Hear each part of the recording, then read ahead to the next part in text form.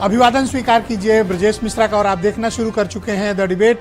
बहनों भाइयों, इस वक्त जब हम आपके साथ डिबेट कर रहे हैं, अब से थोड़ी देर बाद अमेरिका की राजधानी वाशिंगटन डीसी में कैपिटल हिल्स पर थोड़ी देर बाद अमेरिका के राष्ट्रपति पद पर निर्वाचित डोनाल्ड ट्रंप दूसरी बार शपथ लेने जा रहे हैं। अमेरिका के राष्ट्रपति की शपथ कोई मामूली घटना नहीं होती, बल्कि बहुत बड़ी घटनाक्रम दुनिया भर के लिए होता है। पूरी दुनिया की इस पर निगाह होती है। हम आज ये डिबेट के जरिए समझने की कोशिश करेंगे कि डोनाल्ड ट्रंप के राष्ट्रपति बनने से अमेरिका में, दुनिया में और अपने देश यानी भारत में के साथ उनके संबंध और असर, इन सब मसलों पर खुली चर्चा को आमंत्रित करते हैं।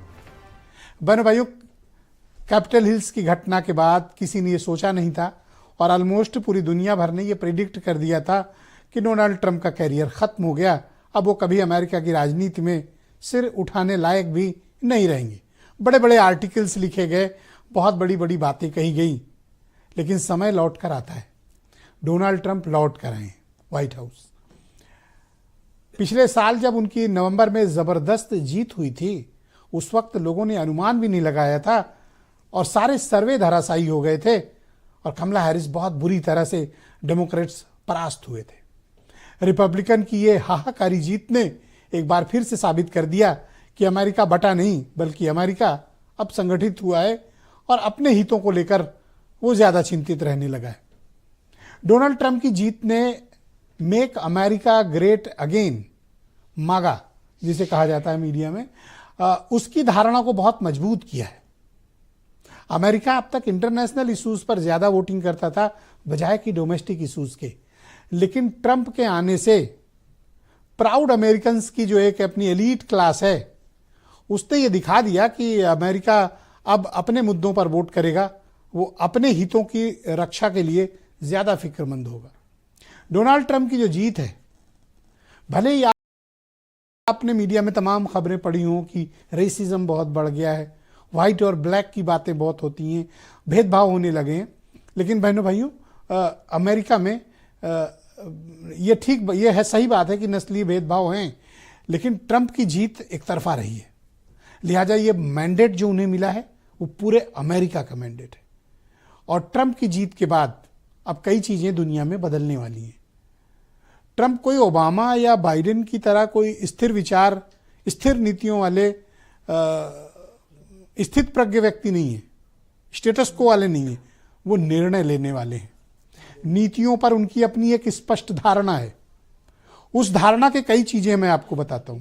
जब वो शपथ लेंगे तो शपथ लेने के बाद उन्होंने ये तय किया है कि 3 दिन के अंदर वो 200 एग्जीक्यूटिव ऑर्डर्स जारी करके दुनिया भर में खलबली मचाएंगे और 1 दिन के अंदर उन्होंने जो वायदा किया 59 ऑर्डर जारी करेंगे।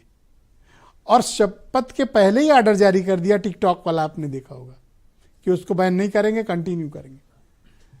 भारत के परिप्रेक्ष्य में देखें और वैश्विक परिप्रेक्ष्य में तो 2-3 बातें मैं कहना चाहता हूं। जो उनका सबसे बड़ा वायदा जो उन्होंने चुनाव के दौरान किया, रूस और यूक्रेन का युद्ध 24 घंटे में खत्म करा दूंगा, पॉइंट नंबर 1।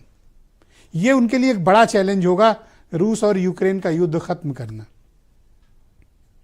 शपथ के पहले उनको सफलता मिली जब इजराइल और हमास के बीच युद्ध विराम हो गया, होस्टेज एक्सचेंज होने लगे और एक सीज फायर पर शपथ लेने के पहले पहुंच गए। तो यह वायदा तो ऑलमोस्ट डन। अब रूस और यूक्रेन पर दुनिया भर की निगाहें हैं और अमेरिका के राष्ट्रपति का वायदा कोई हल्की बात नहीं होती। बहनों भाइयों, रूस जैसे ताकतवर मुल्क को भी अमेरिका के सामने तो अपने चीजों पर कंप्रोमाइज करना पड़ेगा। अगर अमेरिका के राष्ट्रपति ने डिसाइड कर लिया 24 घंटा, मतलब 24 घंटा ही होता है, उस पर परिवर्तन करना पड़ेगा। अब जो भारतीय परिप्रेक्ष्य है, जिसमें मैं 2 बातें सिर्फ कहना चाहता हूं। भारत का परिप्रेक्ष्य 2-3 मुद्दों से है। पहला, जो इमिग्रेशन, इलीगल इमिग्रेशन है, तकरीबन 1 करोड़ 10 लाख अवैध अप्रवासी वहां पर अमेरिका में रहते हैं, जिन्हें ट्रंप ने वायदा किया था कि इनको सबको डिपोर्ट करेंगे, भगाएंगे यहां से, जो अवैध रूप से अमेरिका में रह रहे हैं, और अधिकांश तादाद उसमें भारतीयों की। क्या अगर ये सब भगाए जाने लगेंगे, कोई डिपोर्टेशन की पॉलिसी बनेगी? फ्लोरिडा ने कहा है हम तो तुरंत तैयार हैं करने के लिए, बस शपथ हो जाए। तो क्या अवैध अप्रवासियों को चिन्हित करके उन्हें वहां से निकाला जाएगा? एक बड़ा मेजर इशू होगा अमेरिका के लिए, दुनिया भर के लिए। Point number 1। दूसरा जो विषय इन दिनों चर्चा में है, H1B वीजा का। ये वीजा जो है वो दरअसल पेशेवर लोगों को मिलता है, एक्सपर्ट्स को मिलता है, जैसे expert doctor, expert engineer, software engineers, बहुत ही प्रोफेशनल लोग या बड़े जानकार लोगों को H1B वीजा दिया जाता है, जिसे हम पेशेवर वीजा के तौर पर मानते हैं। इसमें वहाँ रहने और काम करने की एक सर्टेन टाइम तक इजाज़त होती है। तो H1B वीज़ा जो भारत के पेशेवर लोगों को मिलता था, ट्रंप ने उसमें पहले भी बहुत बड़ी कटौती की थी और अभी भी एलन मस्क और इनकी टीम ज़बरदस्त एडवोकेसी कर रही है कि H1B वीज़ा को कम कर दिया जाए और ज़्यादातर रोजगार केवल अमेरिकन्स को मिले। तो वो होता है तो सबसे बड़ा झटका लगेगा इंडियंस को, भारतीयों को। क्यों? क्योंकि भारत की एक बहुत बड़ी तादाद H1B वीज़ा में अमेरिका जाती है और वहाँ वो जॉब करते हैं। ऐसा नहीं कि कोई किसी को मुफ्त में जॉब देता है। इंडियंस बहुत काबिल हैं, बहुत ही योग्य हैं और American economy, American infrastructure, American IT sector, American automobile, America के जितना कुछ भी डिजिटल इंफ्रास्ट्रक्चर है, बहुत बड़ा योगदान इंडियंस का है।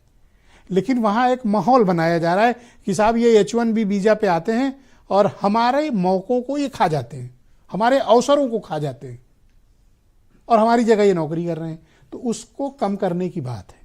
अगर ये कम हुआ तो ये इंडियंस के लिए ठीक नहीं माना जाएगा।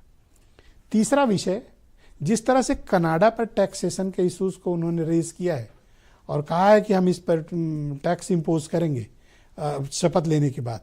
और एक बार 2020 में ट्रंप ने ये बात कही थी हार्ली डेविडसन की बाइक को लेकर कि भारत हमसे जो माल मंगाता है उस पर तो खूब टैक्स लगाता है, लेकिन उसका जो हमारे यहाँ आता है वो सस्ते में चाहता है।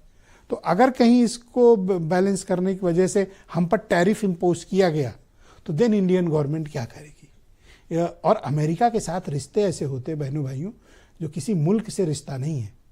डॉलर उन्हीं का है। दुनिया भर की इकोनॉमी डॉलर पे चलती है। डॉलर अगर प्रभावित हुआ और अमेरिका की नीति प्रभावित हुई तो कोई भी कितना ताकतवर मुल्क हो उसकी व्यवस्थाएं प्रभावित हो ही जाती हैं। इसलिए अमेरिका को कोई इग्नोर करने की स्थिति में अभी कोई मुल्क नहीं है भी तो उनको बड़ी मुसीबतों का सामना करना पड़ रहा है। भारत को बहुत समझदारी से ज़रूरत है, क्योंकि चीन, रूस और अमेरिका के साथ हमारे जो ताल्लुकात हैं, हमें डिप्लोमेटिक सेक्टर पे बहुत ही अब संभल कर चलने की ज़रूरत है, क्योंकि अमेरिका में अब डिप्लोमेट्स नहीं, रिपब्लिकन की सरकार है, वो भी डोनाल्ड ट्रंप है वहाँ पे। तो कुछ बयान सुने आप, फिर आज बहुत विस्तृत चर्चा, सारगर्भित चर्चा और इंडियन इंटरेस्ट भी हम इसमें तलाशने की कोशिश करेंगे। We're going to stop the invasion of our borders. We're going to reclaim our wealth. We're going to unlock the liquid gold that's right under our feet, liquid gold. We're going to bring back law and order to our cities. We're going to restore patriotism to our schools, get radical left, woke ideologies the hell out of our military and out of our government. And we are going to make America great again. यही वो नारा है, make America great again, मागा, जिसने America में राजनीतिक क्रांति कर दी है। बहनों भाइयों, आज की डिबेट में डॉक्टर समीर सिंह भारतीय जनता पार्टी के प्रवक्ता हैं, डॉक्टर उमाशंकर पांडे कांग्रेस कमेटी के प्रवक्ता हैं, डॉक्टर अजय प्रकाश फॉरेन मामलों के एक्सपर्ट और इकोनॉमिस्ट हैं, हमारे साथ मौजूद हैं। संजीव श्रीवास्तव जी हमें इस परिचर्चा में दिल्ली से सम्मिलित हो रहे हैं, जाने माने एक्सपर्ट हैं डिफेंस और फॉरेन मामलों के। और PTI के special diplomatic correspondent Rishikesh Kumar हमें सीधे ज्वाइन कर रहे हैं। और वीरेंद्र जी हमारे स्टेट हेड, आप सभी का स्वागत और धन्यवाद इस कार्यक्रम में मेरे साथ जुड़ने के लिए। सबसे पहले मैं ऋषिकेश